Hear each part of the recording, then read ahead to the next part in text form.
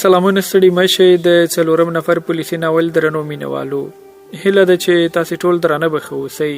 د تیر یو څلوېښتمې برخې په پای کې تاسو اورېدلی وو چې رامین د ادینا له کور څخه راووته او ترو کادرو هوټل ته روان شو. کله چې له موټر څخه ښکته کېدل یو چا برید په هغوی باندې وکړ. جان په ډزو کې ووژل شو خو فریدریک او رامین ژوندي وه. رامین خپل ملګری فریدریک ته وویل که پولیسو در څخه د مقتول د نوم په اړه پوښتنه وکړه ورته وبوایي چې نوم یې رامین دی. پولیس د رامین خواته راغلل او بیا یې ورڅخه تحقیقات پیل کړل. ورته یې وویل د مقتول نوم څه وه؟ رامین ورته وویل د مقتول نوم رامین وه. خو پولیس ورته وویل چې د لا نورو تحقیقاتو لپاره باید تاسې موږ سره د پولیسو ادارې ته لاړ شئ. تر دې ځایه تاسې په تیره برخه کې اورېدلې وه. دا چې په بله برخه کې څه کیږي ملتیا مې وکړئ.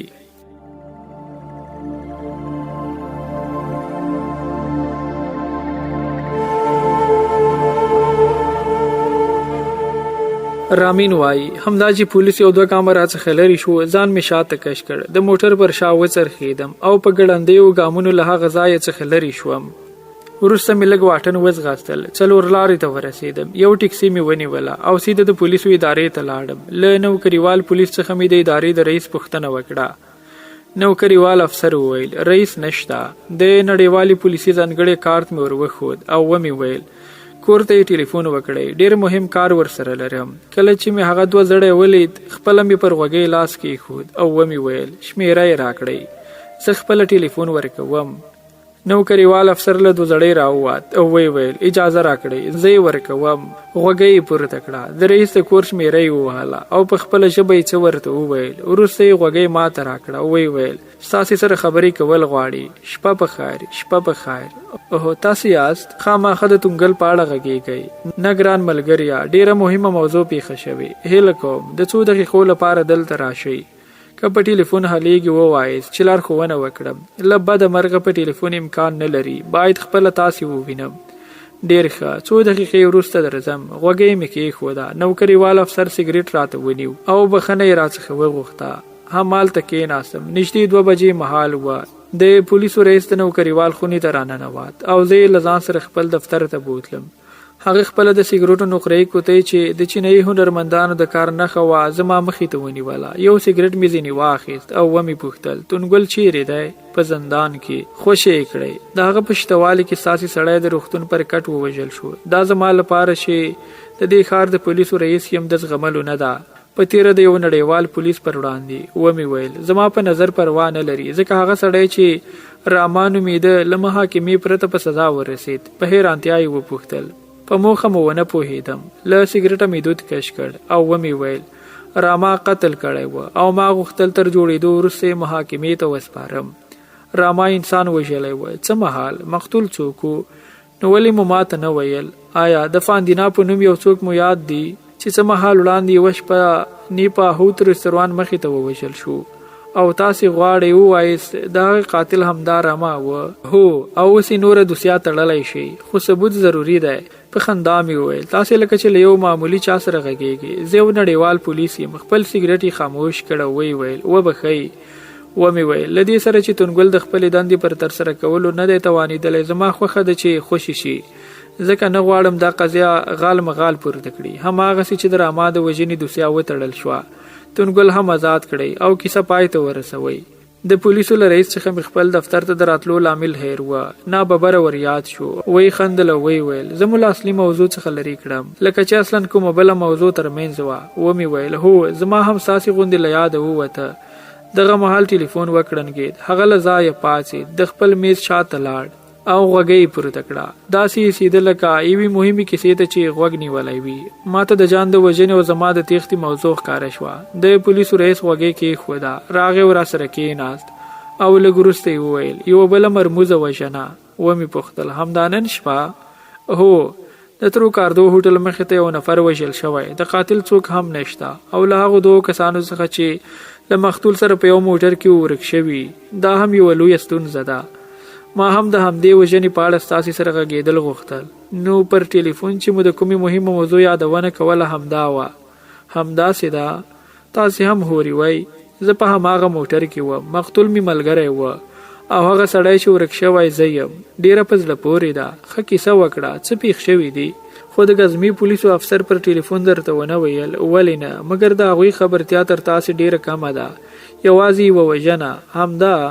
دویم سیګرټ مې ولګاوه او ومې ویل زه هم تر هغه ډیر نه پوهیږم. یوازې دومره خبر یم چې زما یو مامور چې سټرینګ ته ناست ووژل شو.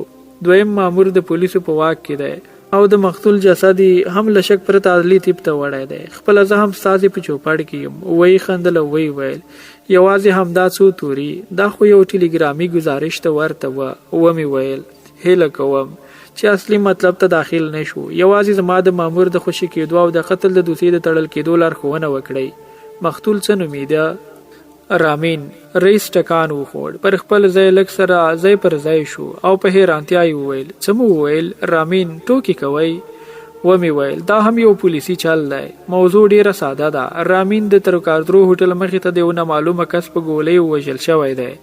ساسي څخه مې همدا غوښتنه ده. البته تر هر څه وړاندې باید دا خبر ورسپاڼو ته چې د همدغسې پیښو د بیخ معلومولو په هڅه کې دي ورکړئ. وروسته مو زه خبروم. سر مې نه خلاصیږي. ښاغلی رامینه، تاسې په بانکوک کې څه دنده لرئ؟ نړیوال پولیس، معمولا سیمه ییز پولیس هم له حال خبروي. دا یوه عمومي قاعده ده. البته ملګریا تاسې سم وایئ، خو ستونزه دلته ده چې دا یو پولیسي ماموریت نه دی. ډیر نور شیان هم دي چې وسیله ویلو بخښنه غواړم. ښه، مقتول ته د رامین نوم له ورکولو څخه مو موخه څه ده؟ دا خو به پوښتلی شم. ومې ویل تاسې ډیر څه پوښتلی شئ، خو له بده مرغه زه ځواب نشم در ویلی. رئیس په فکر کې ډوب شو. څیرې ته یې ځیر شوم. ومې لیدل زما په کارونو د نه پوهېدو له امله خواشینی دی او د غوښتنو له منلو پرته مې بله چاره هم نه لري. ومې ویل وبخئ، ستاسې ټلیفون کارولی شم؟ هیله کوم دا ځای ستاسې په اختیار کې دی. پاڅېدم او د ټلیفون خواته لاړم. د افسر لیندن د کور شمېره مې ووهله. تر څو زنګونو وروسته یې غوږۍ پورته کړه. د لیندن غږ مې وپېژاند. الو، غوږ ونیسه، زه یم. ښه وایه، همالته راته منتظر اوسه. غوږۍ مې کېښود او بېرته رئیس ته راغلم. هغه له هغه حالات راووت او ویې ویل چاره نه لرم، ستاسې په وړاندې باید چوپ پاتې شم. لاس مې ور اوږد کړ او ومې ویل مننه ګران ملګریا، باور وکړئ که مې کار اړه در سره لرلی خامخا مې خبرولي. ښه، زما مامور چیرې دی؟ د خونې دروازه وټکېده. لاس یې زما لاس کې ونیو او ویې ویل لږ صبر وکړئ، راځه. دروازه خلاصه شوه. هماغه پولیس افسر له خپلو کسانو سره خونې ته راننوت چې د پیښې ځای ته راغلی و او همدا چې پر ما یې سترګې ولګېدې. رئیس ته یې په خپله ژبه څه وویل. رئیس مسکی شو، ما ته یې مخ کړ او ویې ویل دوی وایي هغه تښتېدلی همدغه کس دی. ومې ویل پوه شوم، زموږ ژبه مو هم زده ده، ستاسې په شان نه، مګر دا خو بیخي څرګنده وه چې دی څه وایي. رئیس افسر ته ځینې لارښوونې وکړې. وروسته یې ما ته مخ کړه ویې ویل مامور مو لاندې درته منتظر دی، نور کار نه لرئ.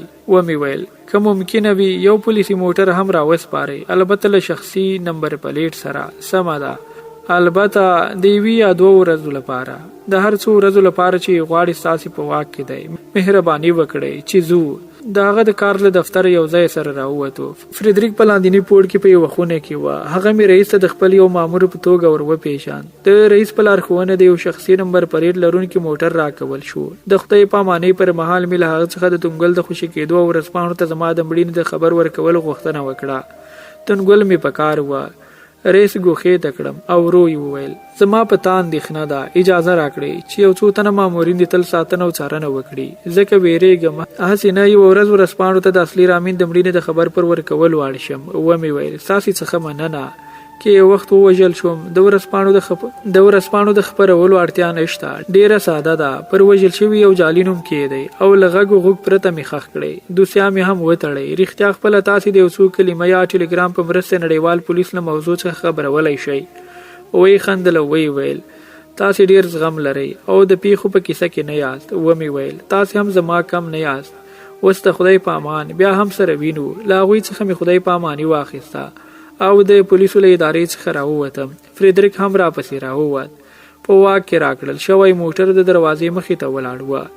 خپل شټرینګ ته کېناست او فریدریک مې اړخ ته. هغه لا اغېزمن و. ما هم د جان د جسد په اړه پوښتنه ځینې ونه کړه، ځکه نه مې غوښتل موضوع یې هماغسې په ذهن کې ورپرېږدم. څو دقیقې وروسته مې د افسر لیندن د کور مخې ته موټر ودراوه. فریدریک ته مې وویل له موټره کوز شه او له نږدې څخه څار کوه. زه زر راځم. وی ویل وبخئ اجازه راکړئ چې د جان له جیبه ترلاسه شوي شیان تاسې ته درکړم. ومې ویل که مهم نه وي له ځان سره یې وساته. نه له یوې جنترۍ قلم یو څه پیسو او ارتباطي دستګاه پرته بل څه نه وه. دا مهم نه دي که په جنترۍ کې څه لیکلي وي له منځه یې یوسه. ډېر ښه ګورم یې. له موټره کوز شوم او د لندن د کور دروازې زنګ مې وکړنګاوه. څو شېبې وروسته خپله دروازه راته پرانیسته. لومړی پوښتنه یې دا وه چې بیا کومه پیښه شوې. ومې ویل راځه چې کینو خبرې در سره لرم. لاړو په خونه کې سره کېناستو. د جان د وژنې کیسه مې ورته وکړه. ویې پوښتل له کومه ځایه را روان وئ؟ د یوې ښځې له لیدنې څخه. د نامه پوښتنه یې کولی شم؟ وس نه، ژر تر ژره به ورسره وپېژنې. همدارنګه سبا شپې ته ځان تیار کړه. نوی پلان دی جوړ کړی. تقریبا په داسې ډول باید له دې شرکت راووځي چې ژر تر در څخه ونه پوهېږي. ان د جان د وژنې خبرې هم تر غوږه نه شي. وروسته مې د پولیسو له رئیس سره د کتنې او د تروکادرو هوټل مخې ته په پیښه کې زما د وژنې کیسه ورته وکړه. حیرانوونکې څېره یې خپله کړه. ویې ویل دا بیا کوم چم دی؟ ومې ویل اخیر یو چم دی. ویرېږه مه، ته هم خبرېږي. لنډه دا چې په ورځپاڼو کې زما د مړینې د خبر تر لوستلو وروسته ژرترود پر خپل خفګان وپوهوه. ښه زه باید لاړ شم. بیا کله سره لیدلی شو؟ سبا شپه یا هم دلته در سره وینم او یا پر ټلیفون ځای در په نښه کوم. تر ټولو مهمه ارتباطي دستګاه ده، هغه له ځان سره وساته. له لندن مې خدای پاماني واخیسته او له هغه ځایه راووتم. فریدریک زما په لیدو راوړاندې شو. په موټر کې له هغه ځایه وخوځېدو. ویې پوښتل چیرې ځې؟ ومې ویل ما د پاسفیک هوټل مخې ته پلی کړه او موټر ته در سره بوځه. سبا پر 11 بجې عتیقه پلورنځي مخې ته منتظر اوسه.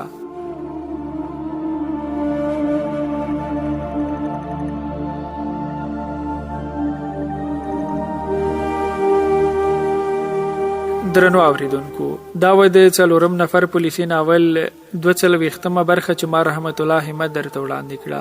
په بله برخه کې چې بیا ستاسې چوپړ کوم، تر هغې ښه وختونه او خوش